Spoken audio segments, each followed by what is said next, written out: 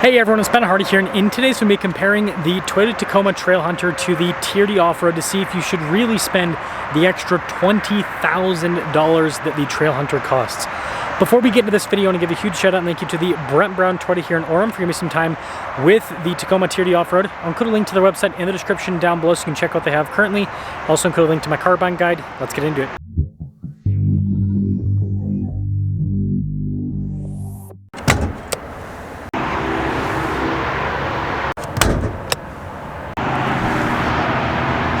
So the Trailhunter only has one powertrain option available. The turbo 2.4 liter 4-cylinder hybrid goes through an 8-speed.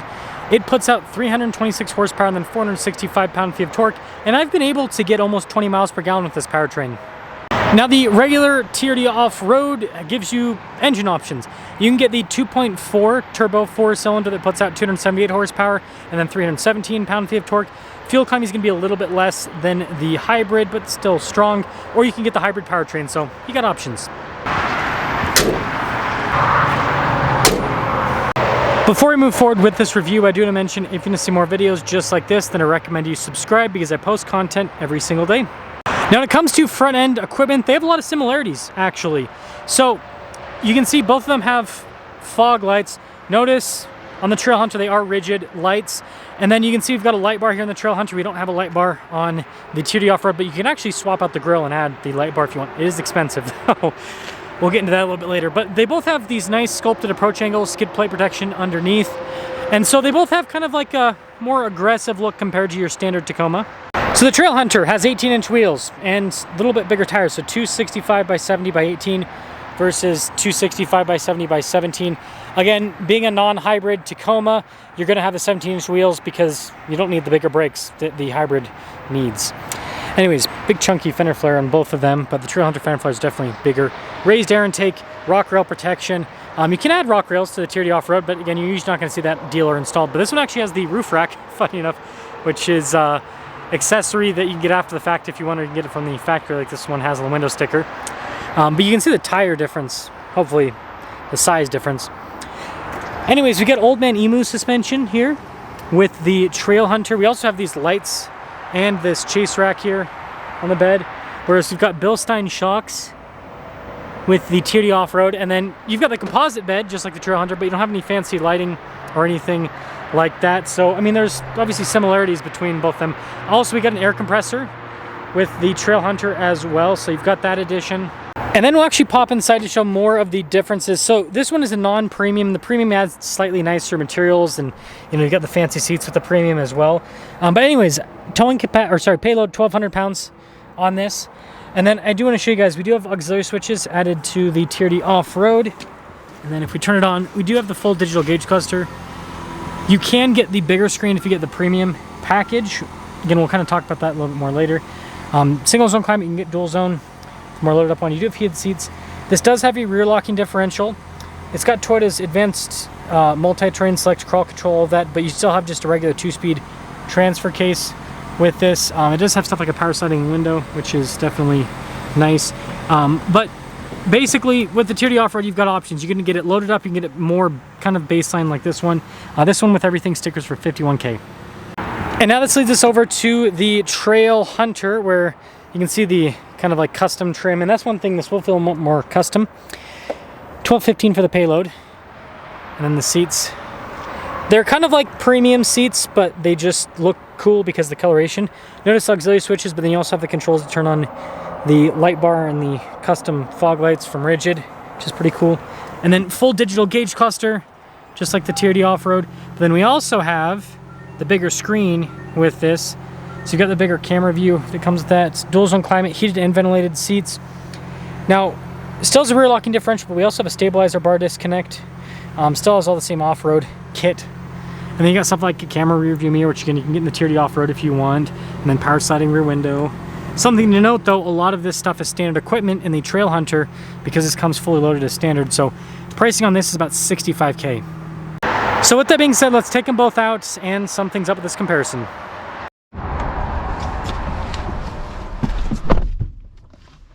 Let us start off in the, we'll go this way, TRD Off-Road first, and then we'll drive the Trailhunter second.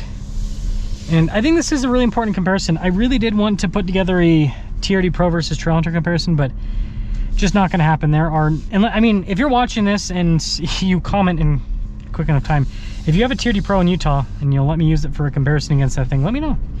But yeah, I think that chance is slim to none, because I only have that Trailhunter for a few more days before it goes back. But this comparison is still really important, and I think it makes more sense because both of these trucks you can get with a long bed, right?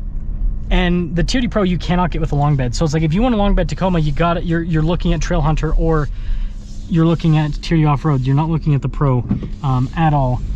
And then, you know, there is the fact that there is a lot of similarities with the packaging of the trucks in terms of what they're going after, right? The Trailhunter is like your overland build, and a lot of people traditionally have been turning these off-roads into overland builds. So powertrain, let's talk about this.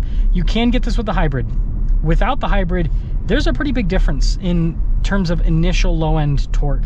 This engine does produce torque on the low end very well, but it's not in the same world as the hybrid. The hybrid does feel quite a bit stronger on the low end. Top end, they actually don't feel too different.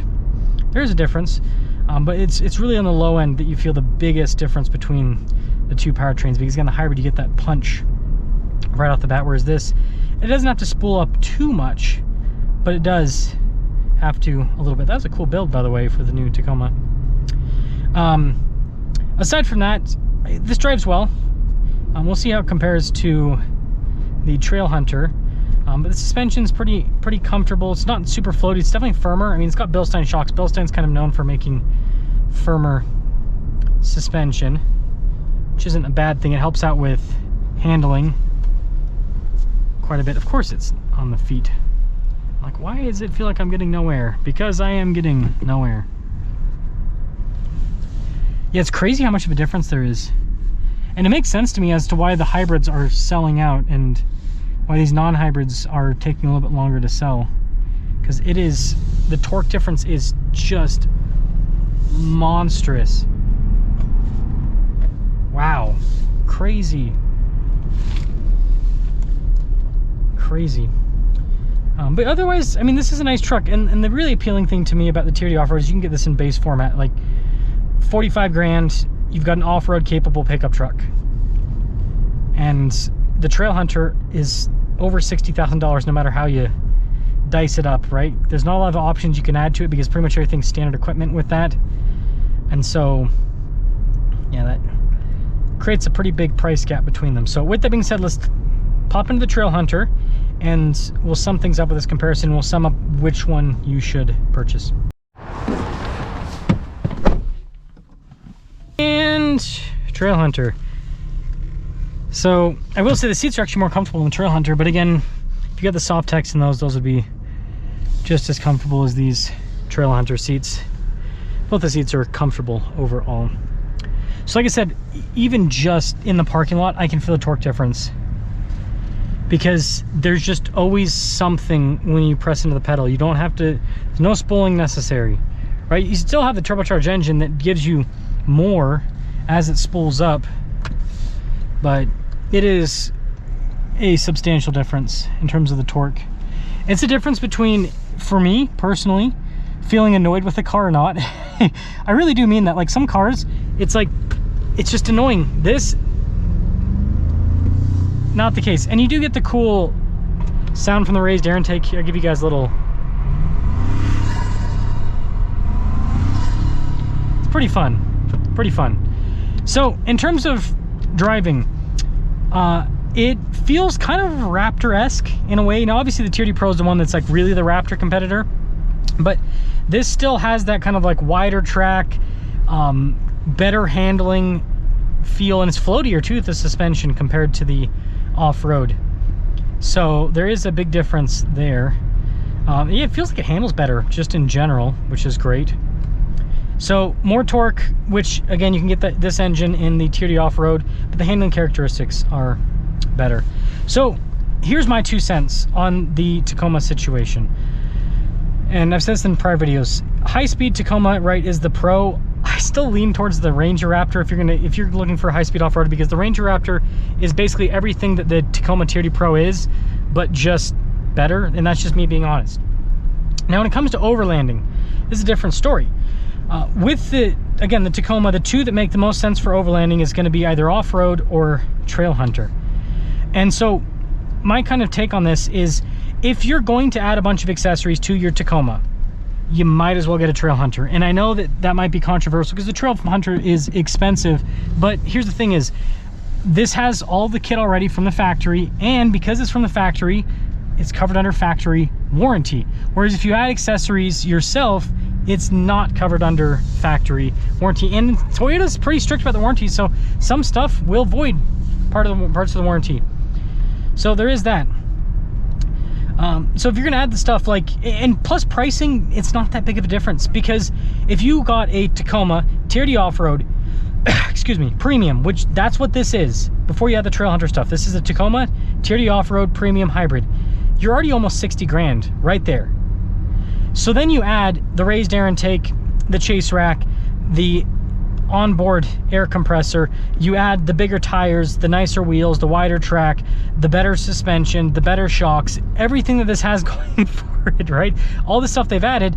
Next thing you know, if you did that to a TRD off-road, you're way more expensive than the Trailhunter, if you do everything equal. Now, if you take a base model TRD off-road with the non-hybrid and you add a bunch of stuff to it, yeah, you'll probably be less money than the Trailhunter. But then still probably close enough to where it's like, again, for my take, I look at resale value too. If you get something from the factory like this, the resale value is always better. If you add accessories yourself to a truck, that doesn't improve the resale value. In a lot of cases, it actually decreases the resale value, because people would rather have a stock vehicle than something that has been built out that, you know, might end up breaking with all those aftermarket parts. So that's kind of my 2 cents. If you just want like a simplistic off-roader, the TRD off-road's great. You know, whether you get the hybrid or the non-hybrid, great off-roader. Like, I would get the TRD off-road if all I'm going to add is just some all-terrain tires and I'm not going to be doing anything crazy. But if I'm going to go all out on a build, Trailhunter all day. It's expensive. I agree with you guys, but building out Toyotas is also extremely expensive. So it's like, if I'm going to spend the money, I'd rather have more factory than aftermarket personally. I know that might be sacrilege to some people, but you know, this stuff was built for the vehicle, and if stuff goes wrong, well, I can go yell at Toyota rather than trying to yell at 50 other, you know, aftermarket companies to try to get my truck fixed. Anyways, that's all.